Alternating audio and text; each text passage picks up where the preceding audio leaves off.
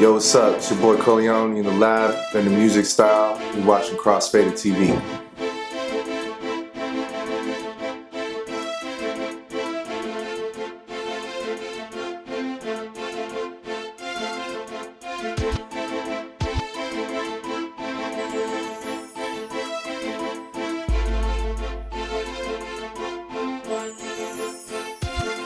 Lights out. Do you really wanna rumble? Do you really wanna fight? Do you really wanna rumble? And you know you're gonna lights out. Do you really wanna rumble? Even though I'm humble, I'ma fumble you quick and make you stumble and trip. Lights out. So push 'em, just push 'em back, back. Lights out. Just push 'em back, back. Lights out. Just push 'em back, back. Thoughties I'm back. What's up? I'm Corleone.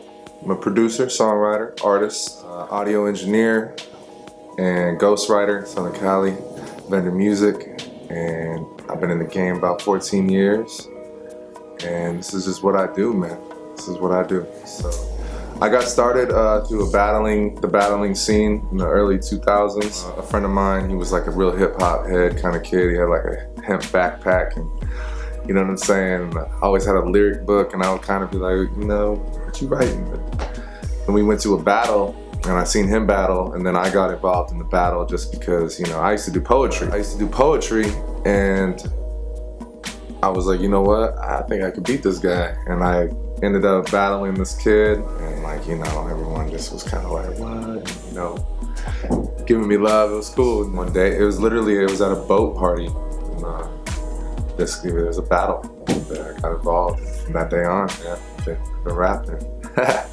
My first big break was when I ended up doing a song for the San Diego Chargers linebacker at the time, Sean Lights Out Merriman. I did a Lights Out song. Pretty big in San Diego, got some notoriety. And it kind of blew up, and it got some radio play, and it led to further custom sporting songs. It's a funny story of how I actually met the guy Sean. My manager at the time his wife was a personal trainer of the guy that ran the Jumbotron at Qualcomm. He needed a sax song for this new guy, Sean Merriman. I went home, I banged the beat out, and we went over to Solana Beach, we recorded it, sent it to him that night, said he liked it, played it the next game. He said it had to be a sack for him to play the song. And he got like 3 sacks, played the song, we were freaking out. It was a great day. And he had a signing. Merriman had a signing the next like couple days later at Parkway Plaza Mall in El Cajon. Okay, and we go there. The line is like crazy long. It's like, it was just ridiculous. Actually, it was so long that half the people didn't even get their stuff signed. So if I were to just wait in line, I would have never met him, but I end up, because of I hurt my ankle that very day playing handball, and I was in like really bad pain, but my managers at the time made me go to this signing to meet this guy. And I go there, and of all the benches I sit down at his manager's bench, and he's like, oh, you made that song? Like, you really his manager? I thought he was, you know, messing with me. So I give him the CD. Sure enough, a couple hours later, they hit me up. They're like, yo, we love the song. We want another verse. Here's some bullet points. You know what I'm saying? Use these phrases, please. And I was like, yeah, you know, and I did it. I had it to them by the end of the week. And then they had a big pep rally. And they dropped the song. They showcased it when he went on stage, and it was dope, man. Everyone, there was hundreds, I don't know, maybe even thousands. There was a lot of people there. And everyone just, you know, it was a good moment. It was like one of those pure moments when you first start music. I was there when the song dropped. I was like ordering a hot dog. I remember I was like doing something stupid, and I was like, they were like, yeah, they might play it. And I was kind of like, all right, yeah, I've been hearing that for 6 hours or something, you know. So I'm like getting something, and all of a sudden it's like, it's the string composition when the beat drops or first starts off, and it's like, dun, dun, and I'm like, I know that. And I'm like, oh. And I'm like, oh yeah, thank you. And I just run off with my hot dog or something, and they dropped it. And I was really proud. I remember being really proud of my 808s because they hit right. Proud of that. Chris Berman called me. He actually called my manager. My manager gave me the phone, and he said, it's Chris Berman. I'm like, yeah, right, man, Chris Berman.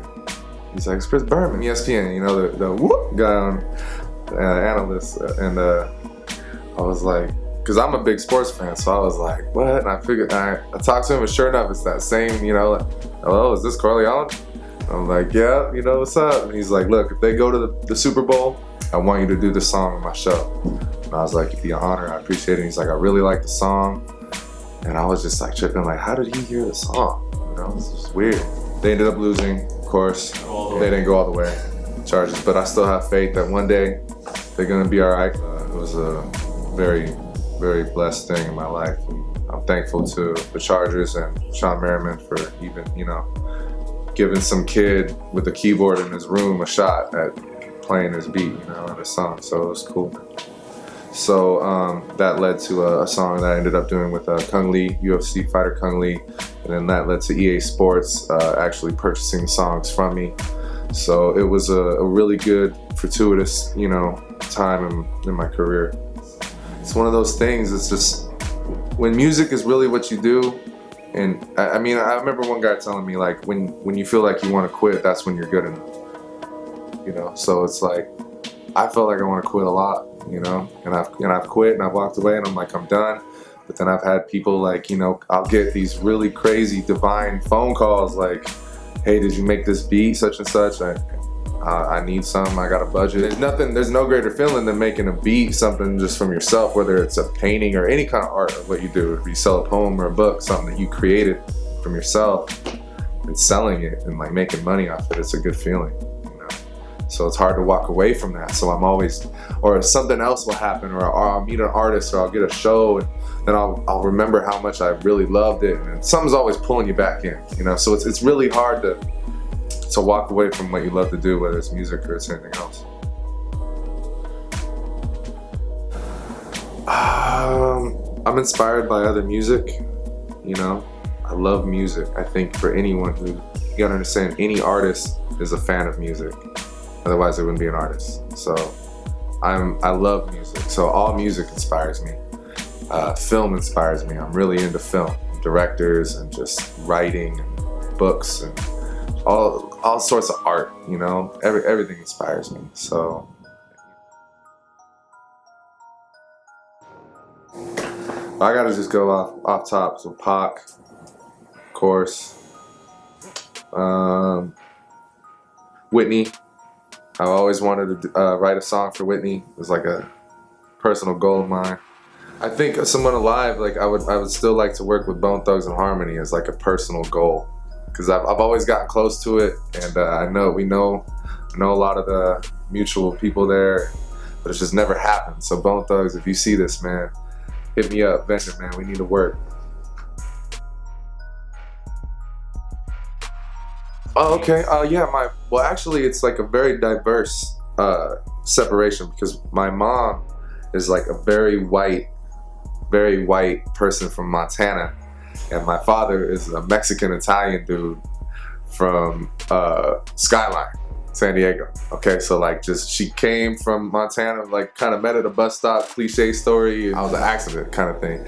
But so they have completely different music tastes, and it kind of like infused in me. So he's like very oldies, Motown, Elvis, things of that nature, you know what I'm saying? And then my mother was very like country and Eagles and Don Henley. Who else? Just the thing about very heavy in country, but I think the thing about country is people might mispass is that it's some of the best songwriting in music. Just the way that they use their words and choruses and everything, like people are sleeping on it. Hey, this is Corleone. Thanks for checking me out. Shout out Crossfaded TV. Thank you for the interview. Check them out, subscribe, all that. All right, peace.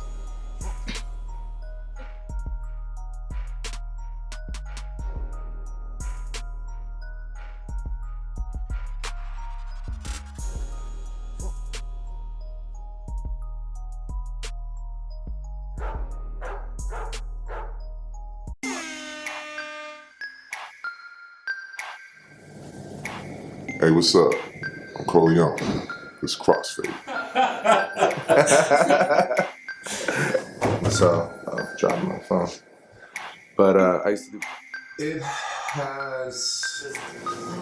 What you want to know? What you want to know? Yeah. In the back, it's my bodyguard. She's got issues.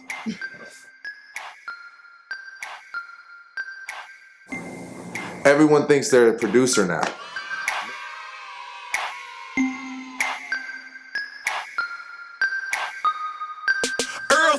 Girl, I'm throwed in, I'm deep. When I sleep, I count money, not sheep, not sheep. I always been strong. I never been weak. Like Obama, people listen when I speak. When I speak, astonishing slap. Put Vallejo on the map. What you did? Used to push goop, but now I push rap. All I talk about is slumming and grinding, getting my meaning. Money, rapping and rhyming and making dollars, not pennies. I need a drink. She winked. I know her coochie by heart. It don't stink.